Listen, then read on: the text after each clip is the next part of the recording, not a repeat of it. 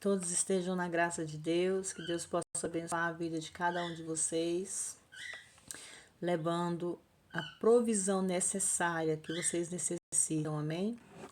Irmãos, hoje eu estou entrando aqui no canal para nós darmos continuidade da palavra, né? Que nós estamos indo para o livro de Neemias.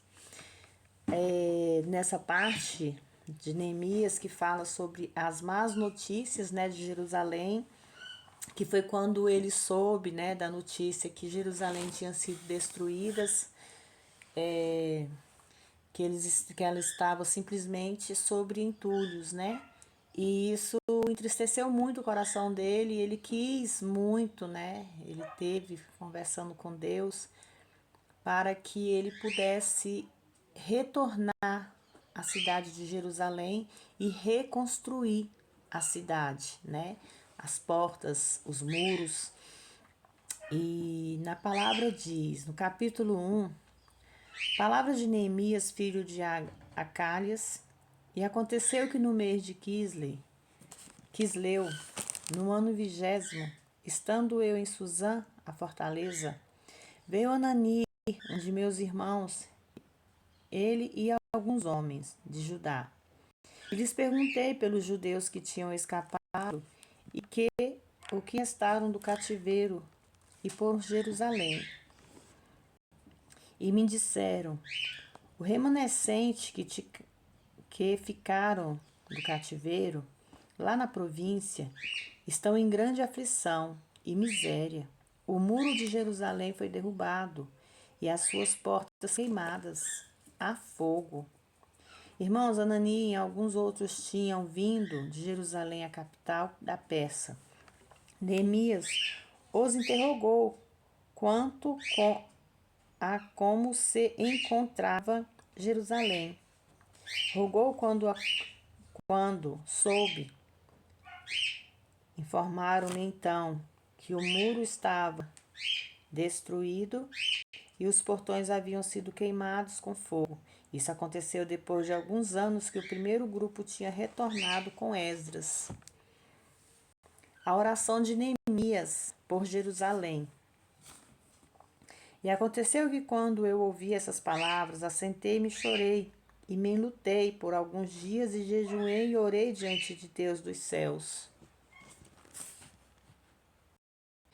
E disse: rogo-te, Senhor, Deus dos céus, Deus forte, grande e terrível, que guarda o pacto e a misericórdia para com os que te amam e te guarda os teus mandamentos. Estejam agora, pois, atentos os teus ouvidos e os teus olhos abertos para que ouçam a oração de seu servo, que eu faço agora diante de ti, dia e noite, pelos filhos de Israel, teus servos, e confesso os pecados dos filhos de Israel que cometeram contra ti. Sim, eu e a casa do meu pai pecamos. Em extremo nós nos corrompemos por contra ti, e não guardamos os mandamentos ou os estatutos e os juízos que ordenastes a Moisés teu servo.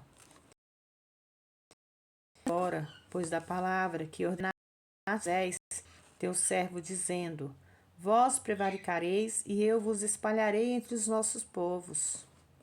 Porém, vós nos voltareis para mim, e guardareis os meus mandamentos, os praticareis, e embora estejam os vossos desterrados nas partes mais longínquas debaixo do céu, dali os recolherei e os trarei para um lugar que escolhi para fazer habitar ali o meu nome.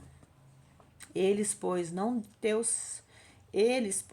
teus servos e teu povo, os quais redimistes com a tua grande força e com a tua mão forte. Rogo-te, ó Senhor, que estejam agora atentos aos teus ouvidos à oração dos teus servos e à oração dos teus servos que desejam temer o teu nome. E concede agora que o teu servo seja próspero e lhe dê graças diante daquele homem, porque eu servia o copeiro do rei. Capítulo 2. Irmãos, aqui nesse versículo 11, ele fala que ele não era o único copeiro, mas um dentre muitos, portanto, ele tinha acesso diretamente ao rei. O pedido de Neemias ao rei Xerxes, irmãos, perdão. E aconteceu, pois, no mês de Nissan, no ano 20º do rei Artaxerxes, que, estando já o vinho diante dele, eu peguei o vinho e o dei ao rei. Porém, eu nunca antes tinha estado triste na sua presença. Quer dizer, o rei notou a tristeza dele, né? E disse-me, então o rei, por que estás triste do teu rosto, visto que não estás doente? Não é isto outra coisa senão tristeza de coração? Então temi em grande maneira. Eu disse então ao rei, viva o rei para sempre.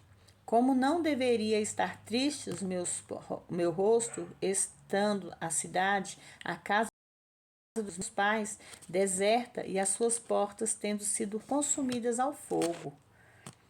E me disse o rei, que coisa me pedes agora? Então eu orei a Deus dos céus e disse ao rei, se ao rei agradar e de diante de ti o teu servo te agrada, peço-te que te me envies ajudar a cidade dos sepulcros de meus pais, para que eu possa reedificá-la. Então o rei me disse, e a rainha estava ao seu lado, quanto durará a sua viagem, quando e agradou ao rei me enviar, depois que eu lhe assinalei um certo tempo.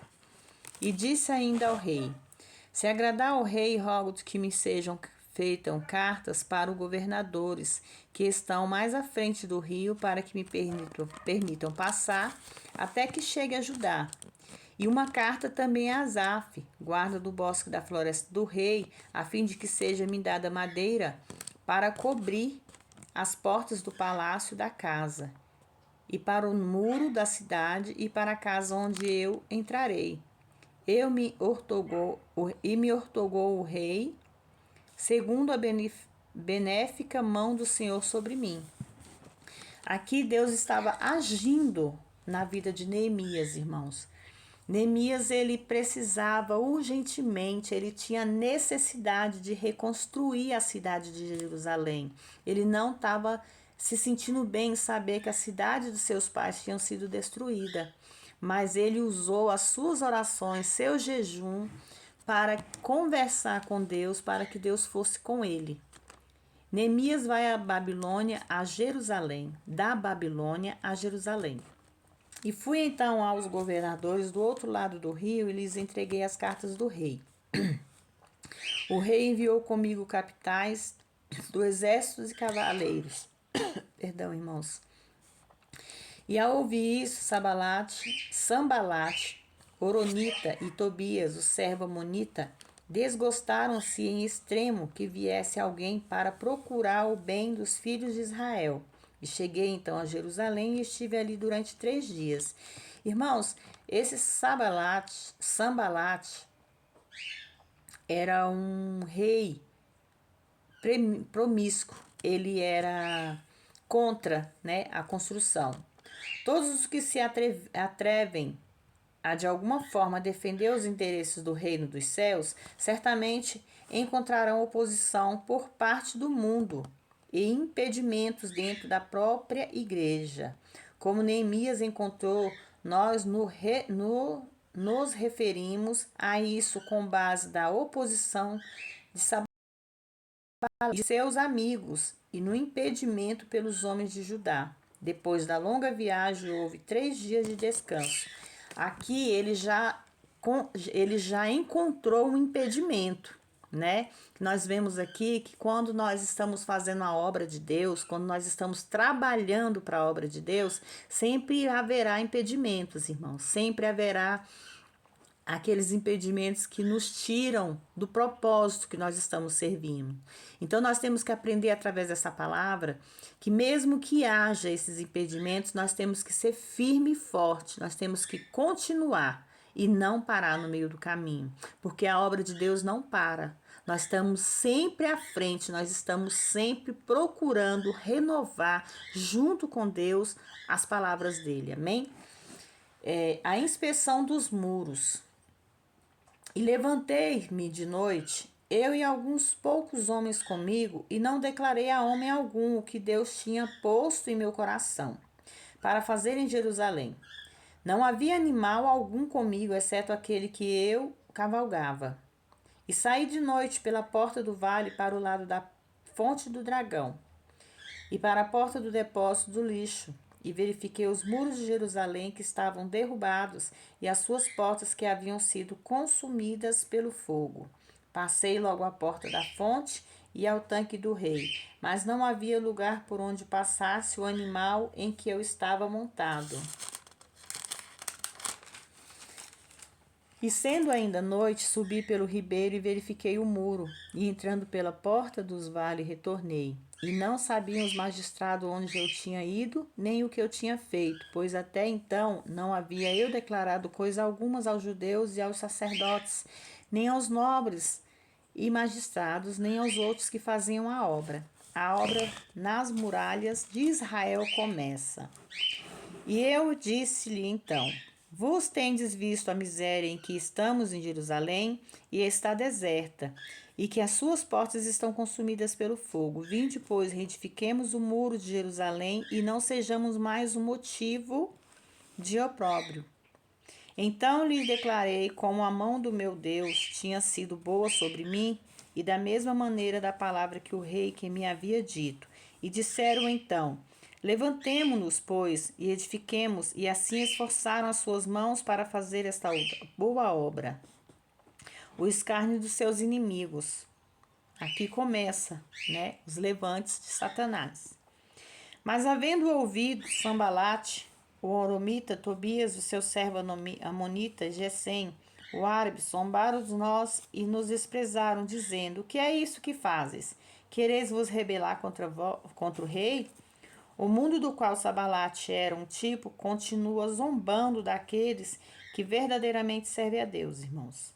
E eu lhes dei a resposta dizendo: o Deus dos céus, ele é quem nos fará prosperar, e nós, seus servos, nos levantaremos e edificaremos, pois vós não tendes partes, nem direito, nem memória em Jerusalém.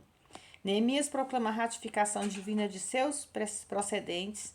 Ele ocultou as coisas para evitar a oposição, mas quando a oposição aparece, ele vai de encontro a ela com resistência. O mundo não tem parte nem direito da obra de Deus. Aqui ele já fala, irmãos, que nós temos que ser fortes, nós temos que ser firmes em nossas palavras.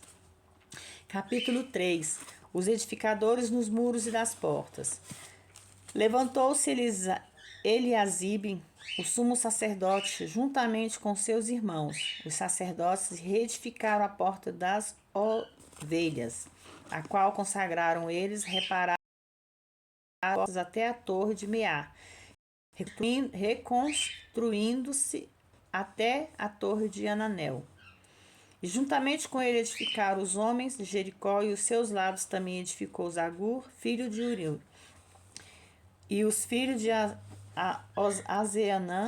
Azinã edificaram a porta do peixe. Eles emadeiraram e levantaram as suas portas com as suas fechaduras e os seus ferrolhos. E junto a ele restaurou Meremote, filho de Urias, filho de Cós, e ao lado deles restauraram Mesulão, filho de Berequias, filho de Mesesabel, e junto a eles restaurou Zadok, filho de Baaná. E ao lado deles restauraram Decoitas, mas os seus nobres não submeteram a sua cerviz à obra do seu senhor. Irmãos, nesse capítulo poderia ser considerado uma página exemplar no livro de recordação de Deus. Nota-se que Merenote aparece 2 vezes e que os nobres não submeteram a sua cerviz à obra.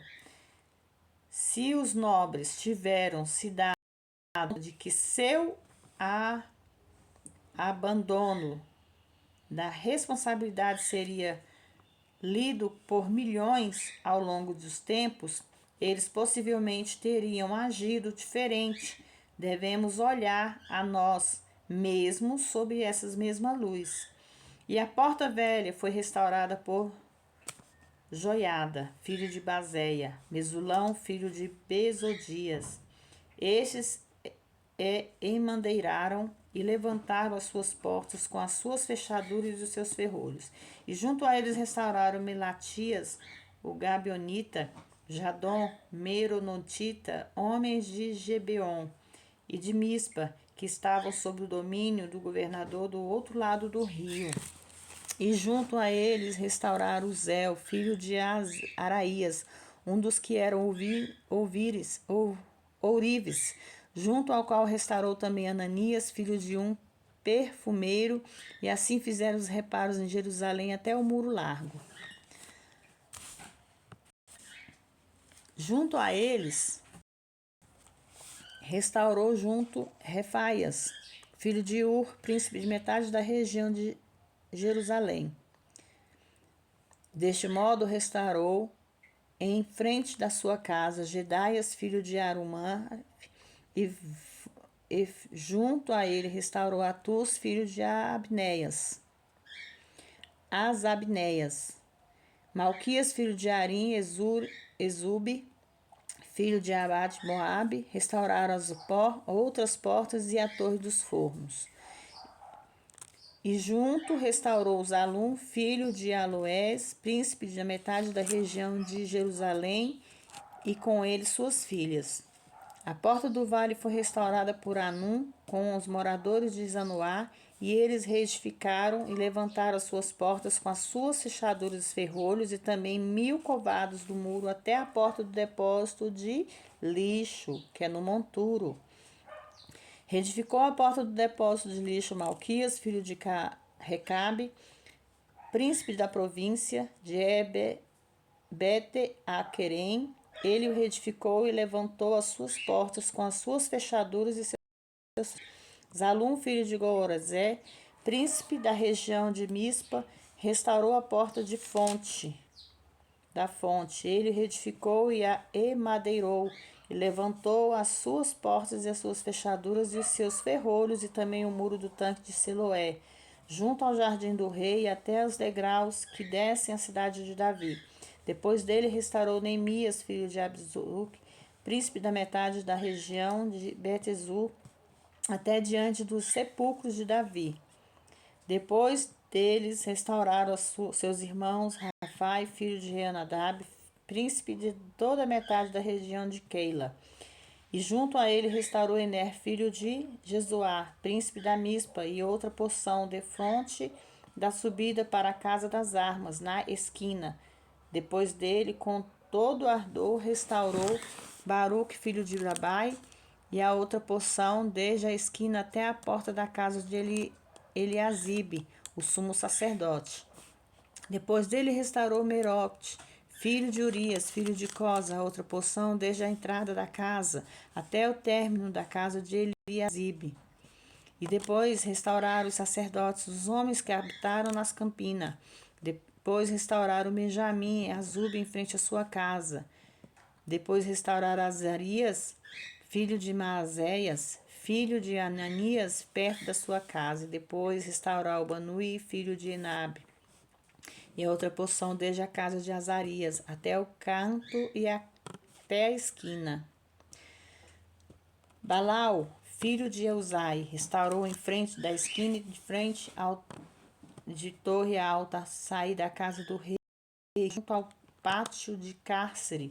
Depois dele, Bedaias, filho de Barós, os filhos servidores do templo que estavam em Ofel, tem em frente às portas das águas, aos orientes e até a torre que se sobressaía. Restauraram Tecoitas a outras porção, em frente da casa, grande torre que se sobressai até o muro de Ofel. Desde a porta dos cavalos restauraram os sacerdotes, cada um defronte à sua casa. Depois deles restaurou Sadoc, filho de Imer, em frente à sua casa, e depois dele restaurou Semaias, filho de Zenaía, guarda da porta oriental. Depois restaurou Ananias, filho de Zelimaia, sexto filho de Zalaf, a outra porção. Depois dele restaurou Mesulão, filho de Berequias, defronte às suas câmaras. Depois dele restaurou Malquias, filho de ourives, até a casa dos servidores do templo e dos comerciantes em frente à porta de Milcaf, e até a câmara da esquina, e entre a câmara da esquina até a porta das ovelhas restauraram os ourives e os comerciantes. Irmão, como é óbvio, todas essas pessoas tinham suas tarefas particulares e a cada uma contribuía fazendo a sua parte, o que demonstra que a obra de Deus necessita de todo mundo, de pessoas de todas as esferas da vida. Isso quer dizer, a obra de Deus, ela não tem percepção de pessoas. No seu projeto, cada um tem o seu jeito de trabalhar, cada um tem a sua obra a fazer. Não importa a quem, a qual, ou a idade ou o tempo. Cada um de nós temos um propósito na obra de Deus. Seja ela missionária, seja ela pastorar, seja ela profetizar, orar. Todos nós temos um propósito na obra de Deus. Uns vai orar, outros vão profetizar, outros vão interceder, outros têm o poder da cura, outros têm o poder da salvação. A salvação, somente Deus tem esse poder, mas Deus pode usar as pessoas para que possa ajudar o próximo a ser salvo. Não que nós temos o poder da salvação, não. O único ser que tem o poder da salvação é Deus. E nós não podemos salvar meus filhos, nossos familiares ou nossos próximos, mas nós podemos sim interceder pela salvação deles.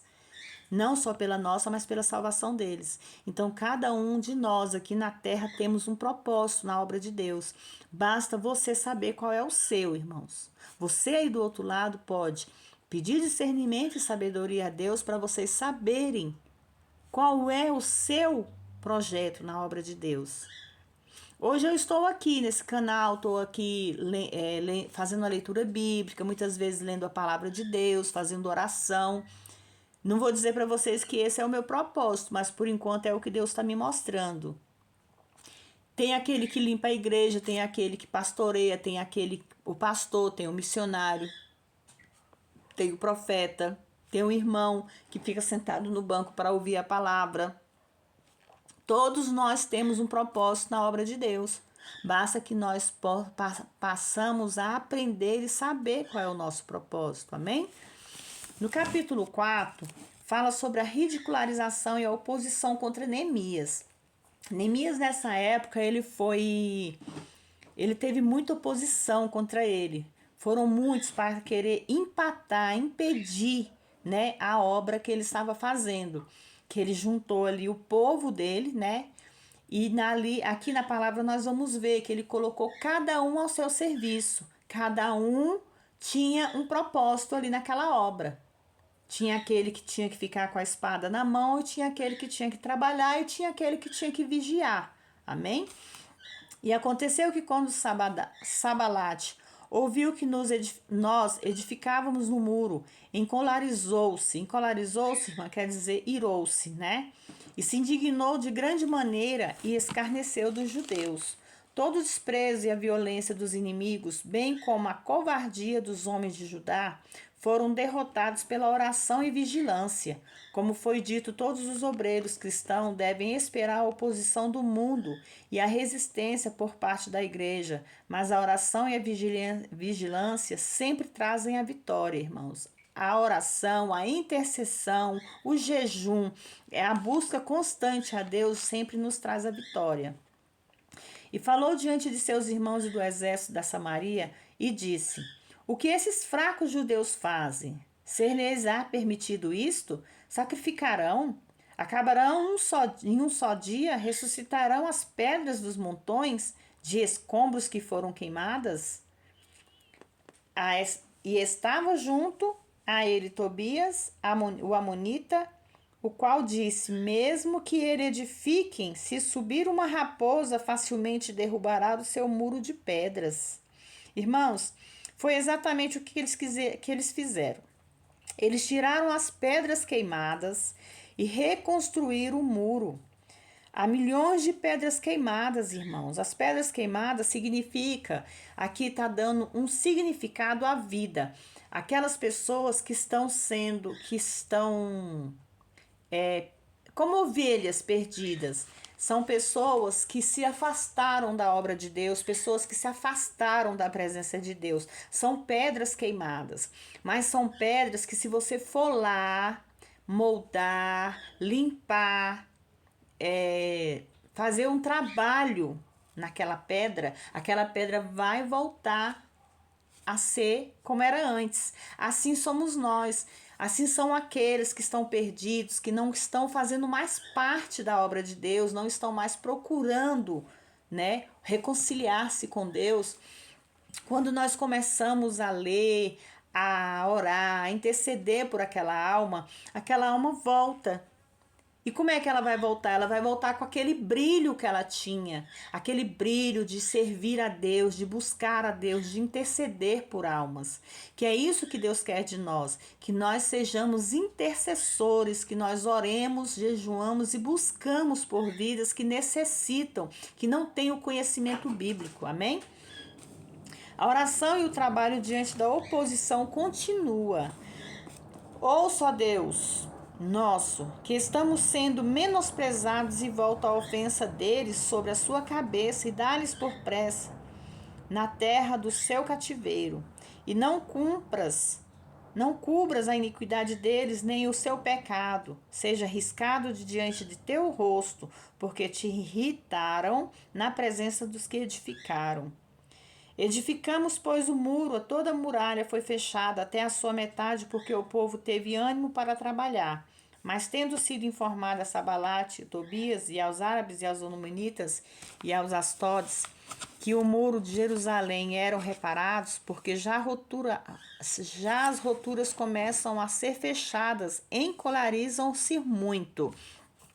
O que significa as roturas aqui, irmãos? Significa as brechas. São brechas que o ser humano, que o crente, vamos concluir assim, deixa aquelas brechas abertas para que o inimigo entre, para que o inimigo resgate e consiga destruir o que está sendo restaurado.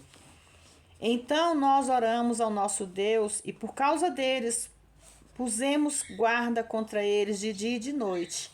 E disse Judá: então as forças dos carregadores se enfraqueceram, e o escombro é muito, e não poderemos edificar o muro. E os nossos inimigos disseram: não saberão disto, nem serão nada, até que entremos no meio deles e o matemos. Então faremos cessar a obra. E aconteceu, porém, que, quando vieram os judeus que habitavam entre eles, deram-nos avisos 10 vezes, dizendo: de todos os lugares se voltarão contra nós. Então pus guardas baixas detrás do muro e nas alturas dos penhascos. Pus o povo pelas suas famílias, com as suas espadas, com as suas lanças e com seus arcos. Depois olhei, levantei-me e disse aos principais e aos magistrados e aos restantes do Senhor, do povo: não temais diante deles, lembrai-vos do Senhor, que é grande e terrível, e lutai por vossos irmãos, por vossos filhos, vossas filhas, e vossas mulheres e vossas casas. E aconteceu que, quando ouviram os nossos amigos que tínhamos conhecimento que Deus havia dissipado o conselho deles, voltaram todos ao muro, cada um à sua obra. Mas aconteceu que, desde aquele dia, a metade dos meus servos trabalhavam na obra, e a outra metade deles tinham lança e escudo, arcos, couraças, príncipes estavam por detrás de toda a casa de Judá. E os edificadores do muro, os que traziam as cargas e os que carregavam com uma das mãos, trabalhavam na obra, e na outra tinha uma espada, porque dos que edificavam cada um tinha a sua espada cingida aos seus lombos, e assim edificavam, e os que tocavam trombeta estavam muito junto comigo. E disse eu aos príncipes e aos magistrados e aos restantes do povo: a obra é grande, e extensa, e nós estamos apartados do muro, distante um dos outros. No lugar onde ouvides a voz da trombeta, ali reuniremos. Conosco, o nosso Deus lutará por nós. Nós, pois, trabalhávamos na obra, a metade dele tinham lanças desde a subida de alvorada até a saída das estrelas. Também disse naquele tempo ao povo: cada um com seus servos fique dentro de Jerusalém, para que façam guarda à noite e de dia. Sigam com a obra. E nem eu, nem os meus irmãos, nem os meus servos, nem homens de guarda que seguiam, despimos os nossos vestes, cada um se despia somente para lavar-se. Irmãos, aqui foi uma obra tão grande, foi uma obra tão precisa, que até para eles se vestir, tipo, trocar, né, as roupas deles, ali mesmo eles tiravam, lavavam e vestiam. Para quê? Para que a obra continuasse, a obra não podia parar. Alguns criticavam Neemias por sua oração, entretanto, ela está absolutamente em conformidade às Sagradas Escrituras. Aqueles que eram de indivíduos que estavam tentando destruir a obra de Deus, de fato a oração de Neemias neste caso foi moderada. Parece que o insulto e o escárnio estimulou em vez de intimidar. Assim como o Senhor cuidadosamente notava o trabalho empreendido individualmente pelos judeus, ele também tomava nota cuidadosamente dos insultos e ameaças dos adversários. Nenhum homem, pelo menos em seu perfeito juízo, deseja opor-se contra os desígnios de Deus. Ninguém pode se opor a Deus. Nós somos submissos a Ele. Ninguém pode se opor à vontade de Deus. E isso era o que Sambalat e os seus seguidores faziam. Eles se opunham à vontade de Deus. Eles eram contra.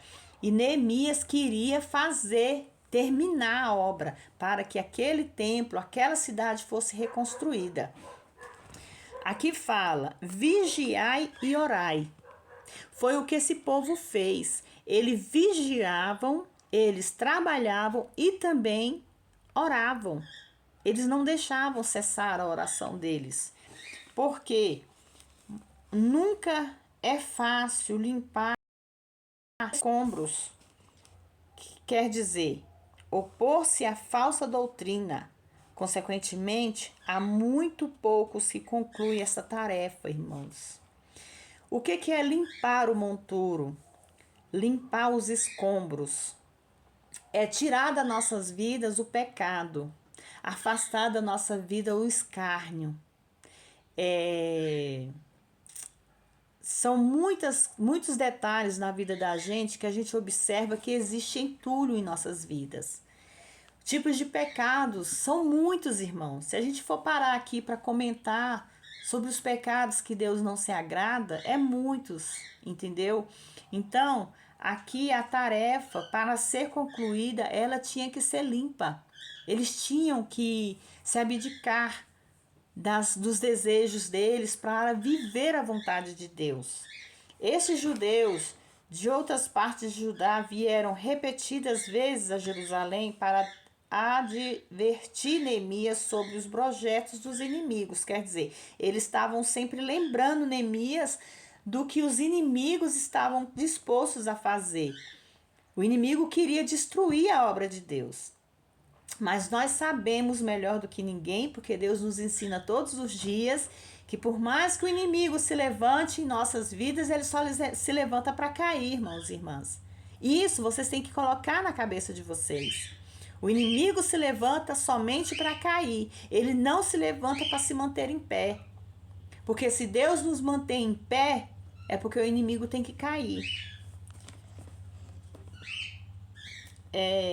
No sentido espiritual, todos os crentes devem lutar pela salvação dos seus entes queridos.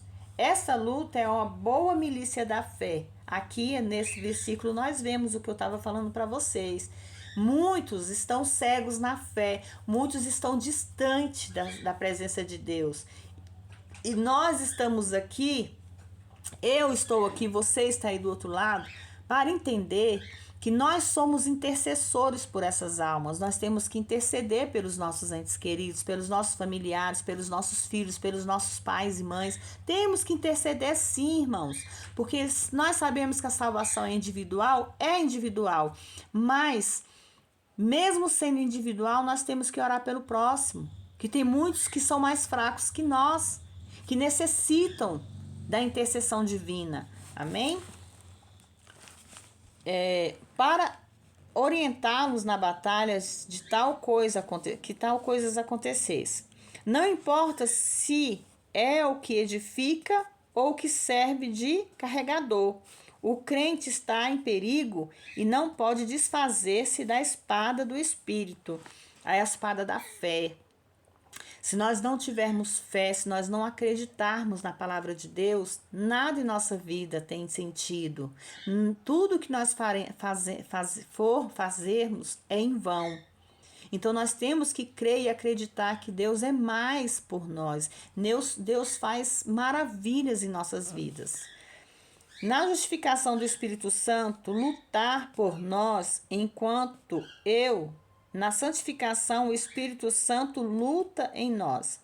Enquanto eu luto por vocês, o Espírito Santo está lutando por mim. Nossa carne é fraca. Nós lutamos todos os dias contra a carne. E para que nós possamos vencer essa luta diária, o Espírito Santo tem que fazer parte das nossas vidas. O Espírito Santo tem que habitar sobre nossas vidas. Porque se o Espírito Santo não habitar sobre nós não conseguimos controlar a nossa carne. Nós iremos cair em pecado, nós iremos cair no escárnio, nós iremos fazer as coisas que não são da vontade de Deus. Então nós temos que acordar para isso, nós temos que acreditar que a nossa espada é o Espírito Santo, a nossa proteção. Deus enviou o Espírito Santo sobre nossas vidas para fazer morada dentro de nós. Por isso que nosso templo tem que estar limpo, nosso templo tem que estar edificado na fé, na justificação do Espírito Santo, porque ele luta e luta todos os dias por nós. Como é óbvio, Neemias tinha o propósito de terminar esta obra. Sem dúvida, ele foi movido pelo Espírito Santo em tudo isto. Cada crente que somos nós deve estar assim, conscientizado para a obra de Deus. Não importa a tarefa que o Senhor lhe atribui, assim como fez Neemias. A gente vai lá na parte lá de Jonas, irmãos. Na época que Jonas Deus pediu para que ele fizesse algo para Deus, e ele não querendo fazer a vontade de Deus, ao invés dele ir para o lado direito, ele foi para o lado esquerdo. Quer dizer, era para ele ir para a cidade de Neemias, de Ninive, né? Acho que é isso, a gente vai chegar lá. Mas ele voltou. Ele não quis levar a mensagem de Deus. E o que ele recebeu? Ele recebeu o castigo. Só que antes desse castigo, ele se enfiou dentro de um barco de pesqueiros. E ali, aquelas pessoas que estavam naquele barco não sabiam que estavam levando um pecado junto com eles. Então, muitas vezes, nós estamos diante do pecado e não sabemos. Porque naquilo ali, Deus já começou a enviar o castigo para Jonas. Só que aquele castigo estava também pegando ali naqueles pesqueiros. Porque a tempestade estava tão forte que aquele barco estava a ponto de naufragar. E eles, sem saber o que estava acontecendo, estavam jogando tudo que eles tinham no barco para fora, para ver se eles não se afundavam. Até que o próprio Jonas percebeu que ele era o problema de tudo. O que os pesqueiros fizeram? Jogaram ele no mar. Ao jogá-lo no mar, ele foi para dentro de um peixe, porque aqui não diz que é uma baleia, é um peixe grande. Nós não sabemos até hoje que peixe é esse, mas nós sabemos que é um peixe grande, irmãos. Mas, ainda assim, Deus ainda teve a misericórdia de cuidar de Jonas. Que a partir do momento que lançaram Jonas fora daquele barco, por causa de uma desobediência que ele teve com Deus, aquele barco, aquela água, aquela tempestade sossegou. Mas aí veio a lamúria de Jonas. Jonas ficou dentro de um peixe, no mais profundo dos oceanos. Até Deus ver que ele quis mudar, ele quis a mudança, pediu perdão, se redimiu, né, do que ele estava fazendo, porque ele sabia que ele estava fazendo errado, porque ele não concordava com o que Deus queria. Deus queria que ele fosse lá para salvar uma cidade inteira, mas por Jonas era para Deus destruir aquela cidade. Irmãos, Deus não traz o castigo imediato. Quando uma pessoa peca, se a pessoa se voltar para Deus e pedir perdão e se redimir daquele pecado verdadeiramente, porque Deus tem que ver no coração o que foi verdadeiro. Deus tem a misericórdia de salvar. Mas se a pessoa não quer a salvação, Deus já deu todas as chances para aquela pessoa. Assim somos nós, irmãos. Nós temos que nos redimir, nós temos que fazer com sinceridade, entregar para Deus os nossos problemas, as nossas aflições. Nós temos que pedir perdão todos os dias, porque nós somos. Quem não for pecador, que atire a primeira pedra. Nós somos sim, nós pecamos todos os dias nas nossas vidas. Independente do que for o pecado, nós temos que aprender a pedir perdão, a se redimir, a se voltar para Deus. Amém? Vamos fazer uma oração para que nossa palavra seja abençoada e que Deus possa abençoar vocês através dessa palavra, que através dessa leitura bíblica vocês possam ser edificados todos os dias, né? Que Deus possa falar grandemente com vocês todos os dias, porque é isso que Deus quer de nós, que nós aprendemos mais e mais sobre Ele. E hoje, irmãos, nós vamos ler o Salmo 91, amém? Salmo 91, que é um salmo de refúgio, né? E fortaleza em Deus. Aquele que habita no esconderijo do Altíssimo, à sombra do Onipotente descansará. Direi do Senhor, Ele é o meu Deus, o meu refúgio, minha fortaleza, e nele confiarei. Porque Ele nos livrará do laço do passarinheiro e da peste perniciosa. Ele nos cobrirá com suas penas e debaixo das tuas asas nós estaremos seguros. A sua verdade é escudo e broquel. Não temeremos espanto noturno, nem seta que voe de dia, nem peste que ande na escuridão, nem mortandade que assole ao meio-dia. 1000 cairão ao teu lado, 10.000 à tua direita, mas tu não serás atingido. Somente com os teus olhos olharás e verás a recompensa dos ímpios. Porque tu, ó Senhor, és o meu refúgio, o Altíssimo é a tua habitação. Nenhum mal te sucederá, nem praga alguma chegará à tua tenda. Porque aos teus anjos dará ordem a teu respeito para te guardar em todos os teus caminhos. Eles te sustentarão com as tuas mãos, para que não tropeces com teu pé em pedra. Pisarás o leão e a haste, calcarás ao pé do filho, o leão e a serpente. Pois então encarecidamente me amou, também o livrarei e poloei no alto retiro, porque conheceu o meu nome. Ele me invocará e eu lhe responderei. Estarei com ele na angústia, livrarei e glorificarei. Dar-lhe-ei a mudança de dias e lhe mostrarei a minha salvação. Deus, Ele sempre está nos mostrando a salvação. Deus está sempre nos mostrando o caminho certo a seguir, irmãos. Amém? Que nós possamos ser gratos a Deus por tudo isso. Que nós possamos buscar a Ele, interceder também pelo próximo, como aqui mesmo, palavra, irmãos. Nós temos que interceder, orar, jejuar, vigiar. Que nossa vida é feita simplesmente assim. Nós não podemos se afastar de Deus. Senhor, meu Deus e meu Pai, que nesse momento, Senhor, meu Deus, o Senhor possa receber essa leitura bíblica, que o Senhor possa receber, Pai. Que seja o Senhor, meu Deus, a falar com seus filhos e não eu. Pai, que através dessa leitura bíblica eles possam aprender mais e mais de Ti. Pai, vai levando salvação, vai ação e renovo na vida dos teus filhos. Vai abençoando, Senhor meu Deus, a casa dos teus filhos, o celeiro dos teus filhos, não deixando faltar o pão de cada dia em suas mesas. Pai, que com seus anjos poderosos o Senhor possa visitar os hospitais, os orfanatos, os asilos, os presídios. Que o Senhor possa, Senhor meu Deus, visitar os leitos nas UTIs, os quartos onde se encontram aqueles acamados, meu Deus. Vai levando proteção aos médicos, aos enfermeiros, aos técnicos de enfermagem, os que trabalham na limpeza, os auxiliares. Vai levando, Senhor meu Deus, proteção aos vigilantes. A morte do laço do passarinheiro. Pai, protege seus filhos que aqui se encontram nesse canal, Pai. Abençoando a vida deles, abençoando o trabalho deles. Abre portas de emprego para quem estiver desempregado, Pai. Vai dando, Senhor meu Deus, oportunidade para os teus filhos vencer na vida, Pai. Senhor meu Deus e meu Pai, guarda, Senhor meu Deus, os nossos filhos, os nossos familiares, os nossos parentes de longe e de perto. Vai de encontro, Senhor meu Deus, ao nosso presidente, vai de encontro aos nossos senadores, governantes. Vai, Senhor meu Deus, de encontro aos nossos líderes, que eles possam, Senhor meu Deus, governar e fazer algo bom para a nossa cidade, para o nosso país. Oh Deus maravilhoso, vai de encontro àqueles países que se encontram em guerra, Pai. Vai levando a paz, vai levando a renúncia, Senhor meu Deus.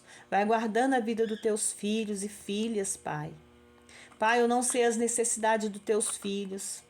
Eu não sei o que eles precisam, mas eu sei que o Senhor sabe todas as coisas, porque os seus olhos estão atentos a tudo, os seus ouvidos estão atentos para ouvi-los, Pai. Então ouve a oração dos teus filhos, o clamor de cada um deles, Pai. Pai, guarda meus filhos, protege eles, Pai. Leve eles aos trabalhos deles em segurança, traga eles de volta para casa em segurança, Senhor meu Deus. Vai livrando meus filhos, Senhor meu Deus, de todo o laço do passarinheiro, de toda pedra de tropeço. Vai livrando meus filhos, Senhor meu Deus, de todo o mal. E livra, Senhor, cada filho seu que aqui se encontra, Pai. De todo o laço do passarinheiro, de toda pedra que esteja no meio dos seus caminhos. Senhor, meu Deus e meu Pai, vai repreendendo a macumba, vai repreendendo a feitiçaria, vai repreendendo o laço do passarinheiro, vai repreendendo, Senhor, meu Deus, orações contrárias que são lançadas sobre a vida dos teus filhos e filhas, Pai. Vai, Senhor, meu Deus, o céu jogando por terra todo mal, Senhor, meu Deus, que possa ser lançado na vida dos teus filhos, Pai. Oh Deus maravilhoso, só o Senhor que tem o poder de salvação, só o Senhor tem o poder, Pai, da cura. Vai curando, Senhor meu Deus, os ossos, a carne, vai curando, Senhor meu Deus, os órgãos, vai curando, Senhor meu Deus, o câncer, a diabetes, a síndrome do pânico, a depressão, a ansiedade. Vai arrancando da vida dos teus filhos, Senhor meu Deus, toda doença maligna, toda doença carnal e espiritual, Pai. Só o Senhor tem o poder para isso, Senhor, meu Deus. Se o Senhor queres, o Senhor pode. Oh, Pai querido, Pai amado, guarda nossas vidas, nossas casas. E obrigada, Senhor, meu Deus, por mais um dia de vida. Obrigada, Senhor, meu Deus, por mais uma oportunidade aqui, Senhor, meu Deus, lendo a sua palavra. Em nome do Pai, do Filho e do Espírito Santo. Pai nosso que estais no céu, santificado seja o teu nome, venha a nós o vosso reino. Seja feita a tua vontade, assim na terra como nos céus. O pão nosso de cada dia nos dai hoje. Perdoai as nossas dívidas, assim como nós perdoamos aos nossos devedores. Não nos deixes cair em tentação, mas livra-nos do mal, porque teu é o reino, o poder, a honra e a glória, hoje, amanhã e para todo sempre. Amém? Irmãos, que vocês fiquem todos na paz do Senhor, que vocês possam aprender a orar, a interceder. Faça jejum. Faça um jejum. Faça um jejum de 1 hora, 2, o tanto que vocês conseguirem. Entrega a Deus os propósitos na vida de vocês, amém? Que Deus responderá a cada um de vocês, a cada necessidade, amém?